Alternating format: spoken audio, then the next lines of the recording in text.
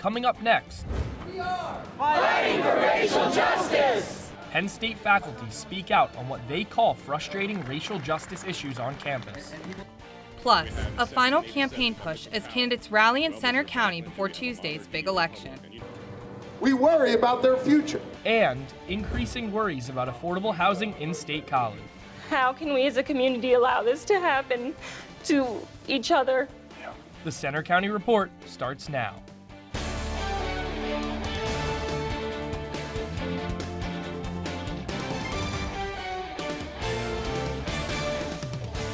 Good afternoon. I'm Malia Brown. And I'm Michael DeBaton. Thanks for joining us for the Centre County Report.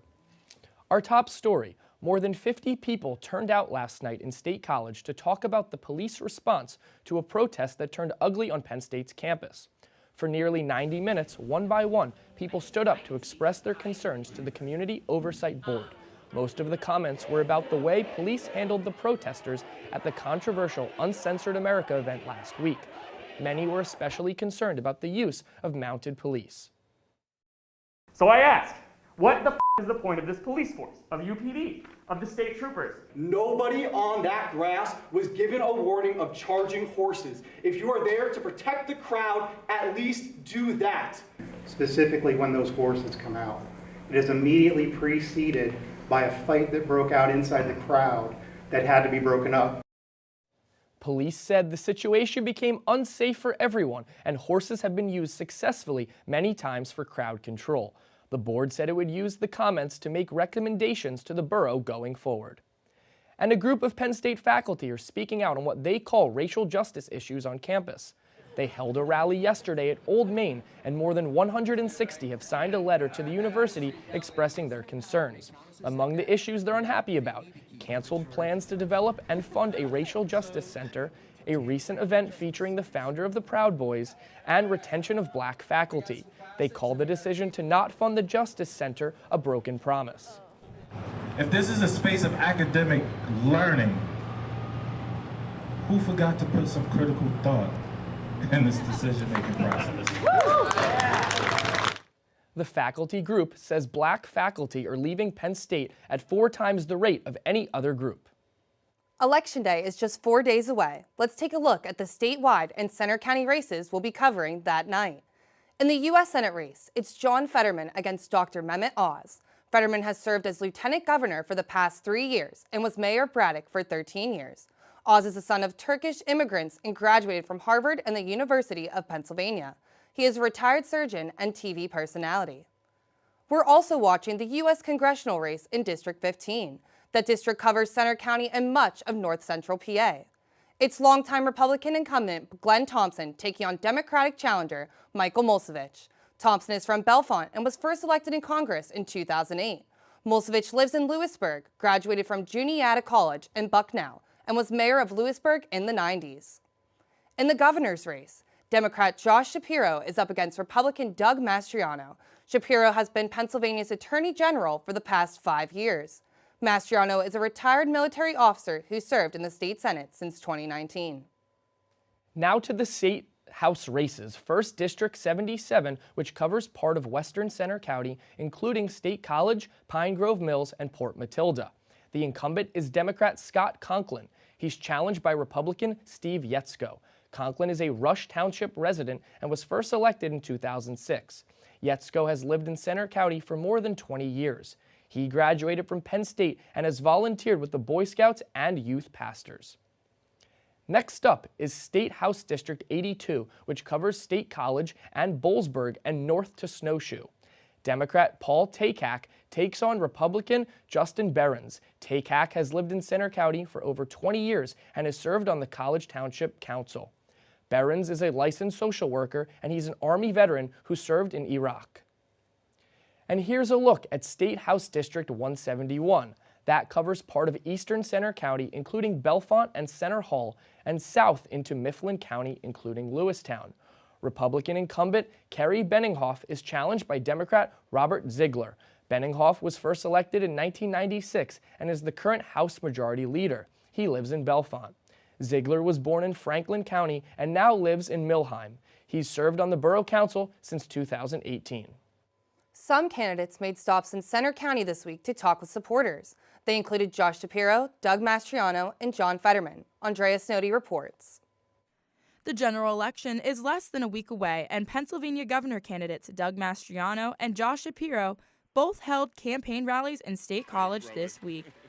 As part of his Restore Freedom tour, Mastriano's rally, held Tuesday evening just outside State College, began with a prayer, the Pledge of Allegiance, and the national anthem. He talked about his positions on heated political topics such as immigration and LGBTQ rights to hundreds gathered in the crowd. Josh Shapiro stood aside as ghost flights have landed in our communities, dumping undocumented illegals in our communities. He wants to roll back 50 years of women achievements in athletics by allowing men to dominate female sports. Are you kidding me? Shapiro, accompanied by Democratic Senate candidate John Fetterman and others, held his rally Wednesday night at Old Main. Hundreds of residents and students gathered to hear his stance on those same issues. No matter what you look like, where you come from, who you love, or who you pray to or choose not to pray to, you have a place here in Pennsylvania, and I want to be your governor. In just a few short days, Pennsylvania voters will head to the polls and decide whether the Keystone State will go red or blue. While Shapiro has consistently led Mastriano in recent polls, the voters will ultimately decide the outcome just 4 days from now, determining the direction of Pennsylvania's future. Reporting in Centre County for the Centre County Report, I'm Andrea Snowdy. One of the big national issues in this year's election is abortion after the Supreme Court's Roe v. Wade ruling. Juliana Foliano reports. Since the U.S. Supreme Court overturned Roe v. Wade in June, abortion has become a key election issue for many people, like Penn State Planned Parenthood Generation President Maddie Lapatina. Abortion is a human right. Access to reproductive health care is a human right. There's no reason why it should be dependent on where you live and the leaders that run that state. But Gary Cattell, Penn State's well-known Willard preacher, disagrees. Well, I think according to our Constitution, it should be up to the states, legally. Morally, nobody should have an abortion, but legally, it should be a state issue. While Lapatina believes Centre County needs more abortion resources, Cattell has strong words for places like Planned Parenthood. I think there are places where people kill babies, so I don't like them much. Planned Parenthood planned to open in State College right here on Pew Street, but never did. The closest locations are now around 90 miles away in Harrisburg and Johnstown. Several states have abortion measures on the ballot this November. But will the issue compete with inflation, crime, and other factors as a voter driver? Most people are more concerned with putting food on the table, gas in their car, getting to work, clothes on their back, because things are tough financially. And I think when things are tough financially, that becomes most people's focus. No. It is 100% the number one reason why most of the people will show up to the polls, whether or not they're for or against it. People are going to show up. Do you want to protect your choice? Do you want to protect your sister or mother or daughter's right to a choice? In State College, I'm Juliana Foliano for the Centre County Report. We'll bring you live coverage on election night starting at 8 p.m. on our YouTube and social media channels. A local resort is getting state money for new upgrades. Toftree Resort has received a $2.5 million state grant from the Redevelopment Assistance Capital Program. The funds will be used for infrastructure improvements, utilities, and site work. The planned upgrades are expected to bring more than 100 full-time jobs to the resort. With new development and higher housing prices in State College, more people are finding themselves priced out of the market to live here. Borough Council hopes a resolution could be the first step in trying to help. How can we as a community allow this to happen? Tatiana Campia lives in State College and says she has a tough time making ends meet because of the rent prices here. Former Borough Council President Evan Myers says her story is all too familiar. There are students in this town that are homeless. There are students who live in their cars. The university oftentimes refuses to acknowledge that, but it does exist because there aren't enough affordable places for them to live. Council passed a resolution last week to promote affordable housing in Centre County. Goals include working with nonprofits to develop a tenant advocacy system as well as legal representation. Also, creating a public database to display public records and to update zoning to promote new affordable housing. The borough really has no authority to pass legislation that would require landlords to do certain things other than for safety. But we can't pass rent control, things like that. The state legislature can do that. According to Myers, there should be more affordable housing options in high-rises like the one behind me. However, in Center County, they seldom exist. That, in essence, is what the resolution is aiming to fix. Campia says rent is just too expensive. I was making roughly $1,200 a month. My rent was $925 a month, which at the end of the day, after paying for bus, car, food, utilities, left me with practically peanuts to live the rest of my days. But there's optimism among council that its resolution may help provide short-term change and that state lawmakers will also take action. You can read more about this resolution on the State College website at statecollegepa.us. It's November, but we're enjoying some nice warm weather. Will it last? Plus, traffic trouble continues despite a big project to fix an issue in State College. Also coming up, an event that's brought filmmakers from around the nation to Center County. So, I'm kind of new here, but I've noticed a trend. My human does this funny thing where she goes around and gets all my toys, and then she hides them in that basket by the door. But it's always the same basket, and it's always in the same place. And then she acts so surprised when I find them, but, she's putting them in the same basket. Again. It's like, hello? That's where you put it last time. You were the worst at hide and go seek.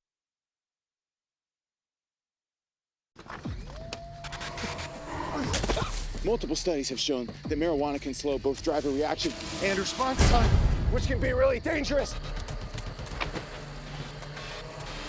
He's here. He's here. Wait. What? I can't drive. Why? I'm high. Oh.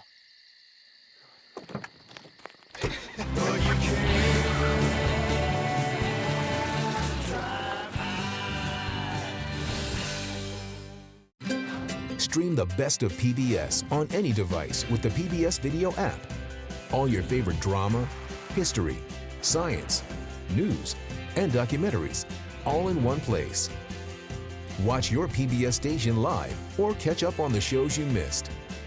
Discover new favorites from PBS and locally produced shows from your station. Get the PBS Video app now and stream the best of PBS anytime, anywhere. We care about things that affect the lives of every American. We are there at the front line to get to the heart of what really matters in every issue. This country has not seen this in 80 years. This extraordinary moment in American history. You're making such a huge impact. Trust is at the heart of what we do.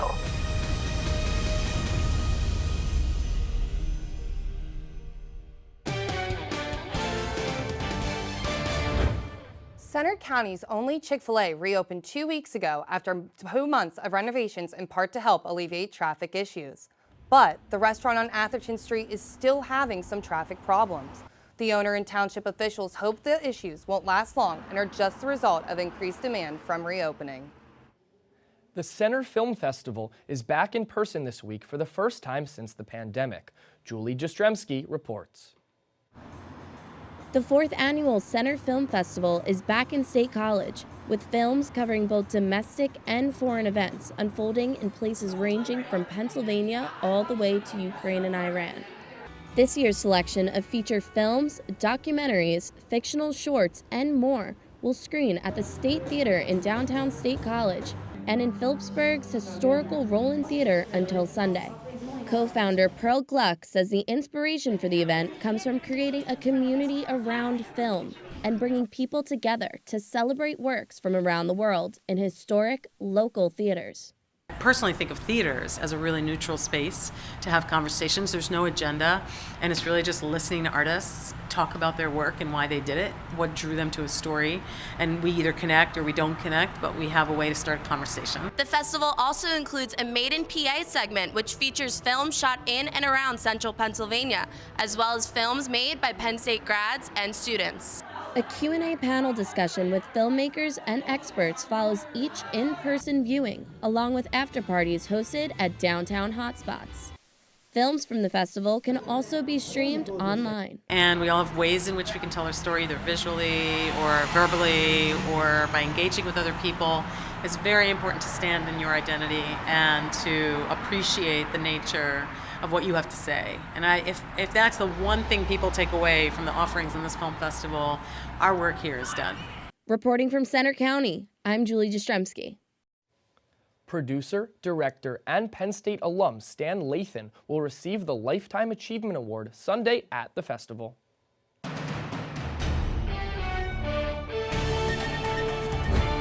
Speaking of winning awards, this weather certainly could if you're interested in weather that's a bit above average for this time of year in terms of temperature. Already at 63 degrees means we've already surpassed the average high for this time of year, which is only 55 degrees. And that goes for much of the state as well. Already most locations almost up into the 70s, particularly by the lakeshore. And this above average weather we're going to continue to see over the next couple of days. If we expand this out, we can play our favorite game, which is Find the Front. There's a cold front associated with a low pressure system that's chopping the country in half, with to the east, temperatures in the 60s and 70s, and to the west, temperatures in some places not even reaching freezing.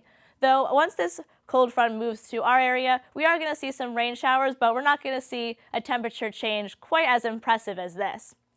So today we had some early morning fog this morning, but once the sun came out, that fog began to burn off, and otherwise plenty of sunshine across the state. Just a couple of high clouds down in the southeast, which is why their temperatures were a little bit cooler than the west this morning, but still all places been above average, and that's going to be the story for the next couple of days. Here's the storm system associated with that cold front, and these rain showers are going to move from west to east across Pennsylvania a little bit later into this afternoon, which could have some impacts on our plans to watch the game. So for today, we're going to have some increasing clouds ahead of that front, and we'll start to see the showers begin to move in later in the afternoon on Saturday. And here's that front moving in the very early hours of Sunday morning, and we'll see a lot of these showers coming through Center County in the early morning hours of Sunday, but we could see a couple of leftover scattered showers throughout the day on Sunday and into the early day on Monday as well. But high pressure moves in behind it, and then we have plenty of sunshine for later in the week. But for today, a high of 68 degrees, well above average for this time of year, and increasing clouds, and 55 degrees for overnight tonight, which is 1 degree above our average high for this time of year. And for tomorrow, we have some rain showers to contend to, but a high of 71. Now, Penn State plays Indiana, and it's going to be a wet and windy game, but hopefully Penn State can forecast a win. And for our 7-day forecast, we're not going to be seeing too much in terms of temperatures more closely associated with November. In fact, we're going to be seeing pretty warm weather over the next week, so won't need to bring out that winter jacket quite yet. I know, I feel like this time of year I'm already wearing it. I never would have expected such great weather at this time of the year. Looks like I'll be having a catch in the backyard. Speaking of catch, Maddie, could you please tell us about sports? Thanks, Michael. In sports, we break down how Penn State football is trying to bounce back as the Lions travel to Indiana. Also coming up, after our best regular season in years, the State High Little Lions set their sights on the state playoffs.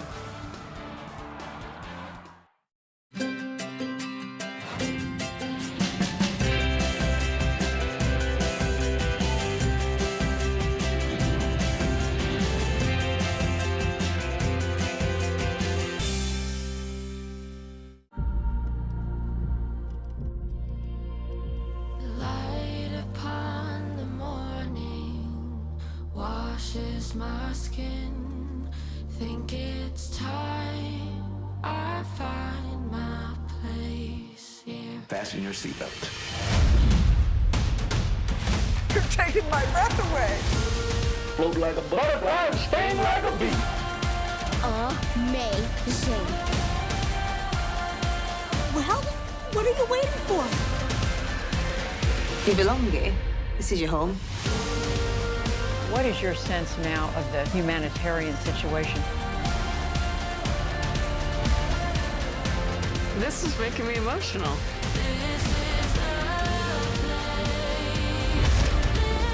This experience, I'm going to carry with me the rest of my life. I'll always be so grateful for everything you did for me.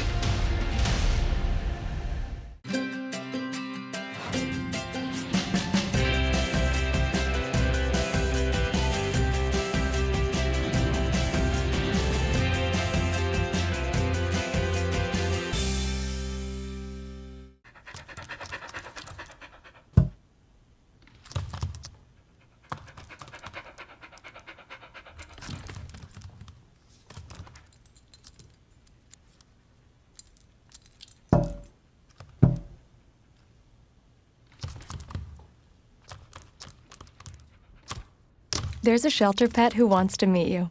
Meet one today. Visit theshelterpetproject.org. Adopt.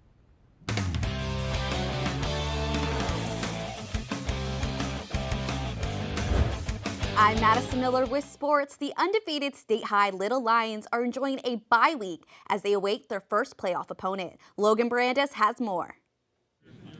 For the first time since 2008, the State High Little Lions finished the regular season undefeated.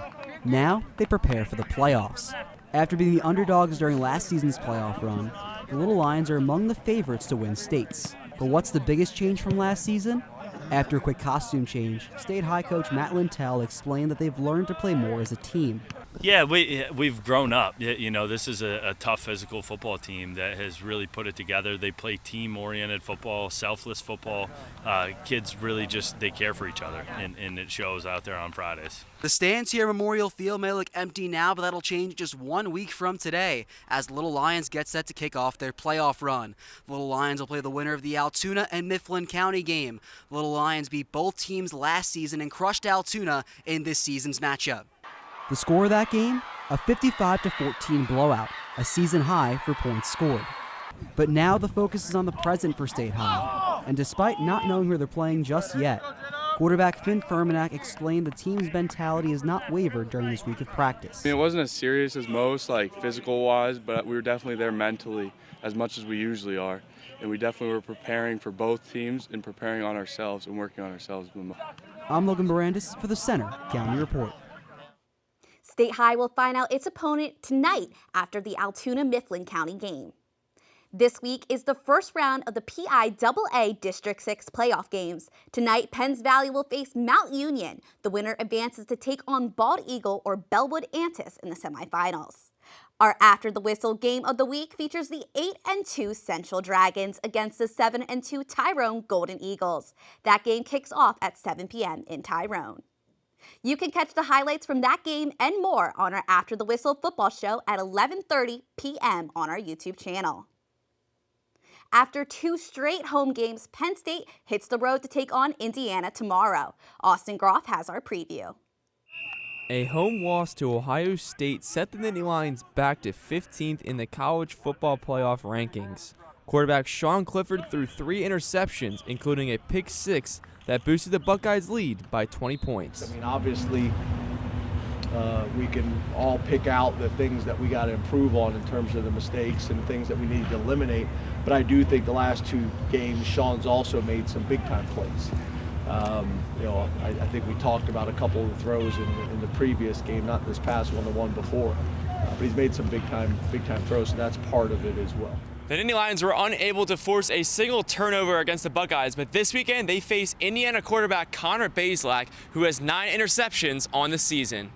Penn State safeties Jair Brown and Zaki Wheatley have snagged 5 of the team's total 7 interceptions this season. On the offensive side of the ball, Parker Washington is hoping to build off a career game. Just having a good game, it's a momentum booster, confidence booster. It was exciting to make plays for the offense on Saturday. You know, I just want to build on that coming up this week and just help the team win as best as we can to go 1-0. Indiana provides the Nittany Lions with an opportunity to bounce back. In University Park, I'm Austin Groff for the Center County Report. Tomorrow's kickoff is at 3:30 p.m. and you can listen live on Penn State's Comm Radio with our broadcast team in Bloomington. Now to the ice, the 13th ranked Penn State men's hockey team is looking to continue its program's best start to the season as they take on number 1 ranked Michigan this weekend. The Nittany Lions were swept in the season series last year against the Wolverines, but Penn State played them tough in Ann Arbor. Coach Guy Gadowski says this series is a great opportunity to show the improvements they've made. I'd like to think that we're a different team, certainly culturally, and I think we're optimistic to see if that will translate. And Penn State women's soccer beat Northwestern last night 2-0 in the Big Ten tournament semifinals. They now play Michigan State Sunday for the Big Ten tournament title.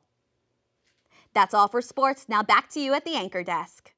Thanks, Madison. Coming up next, nobody has won the Powerball jackpot since August. Find out what you could win in tomorrow's drawing.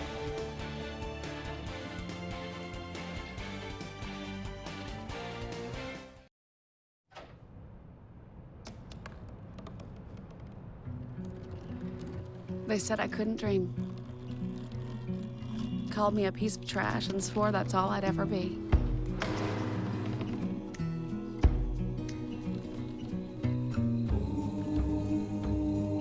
Said a bottle couldn't see the ocean.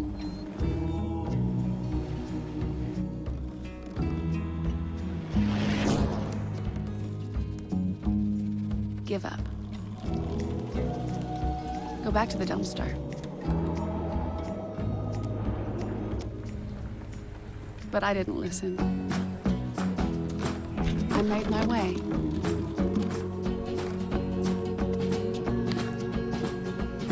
And now, I am what I've always wanted to be.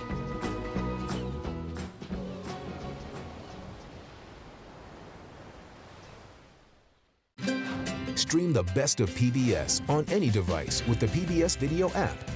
All your favorite drama, history, science, news, and documentaries, all in one place. Watch your PBS station live or catch up on the shows you missed. Support your PBS station and you can get Passport, giving you full seasons, early releases, special collections, and more. Get the PBS Video app now and stream the best of PBS anytime, anywhere. We care about things that affect the lives of every American. We are there at the front line to get to the heart of what really matters in every issue. This country has not seen this in 80 years. This extraordinary moment in American history. You're making such a huge impact. Trust is at the heart of what we do.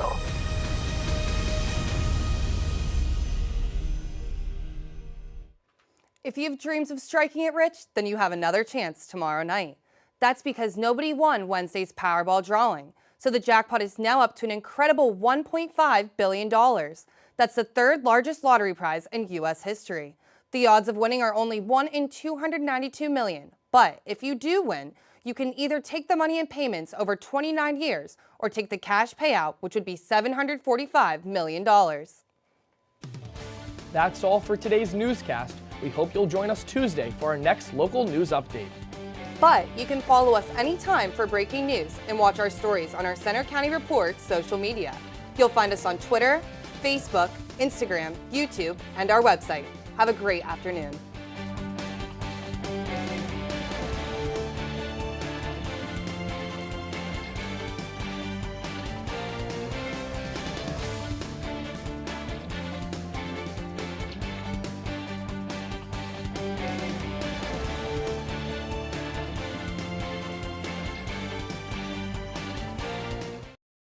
So, I'm kind of new here, but I've noticed a trend.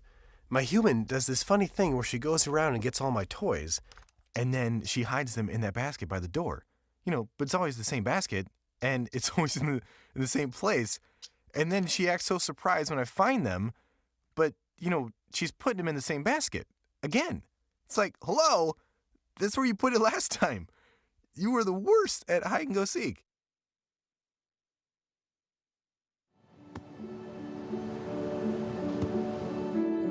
I don't remember how it started.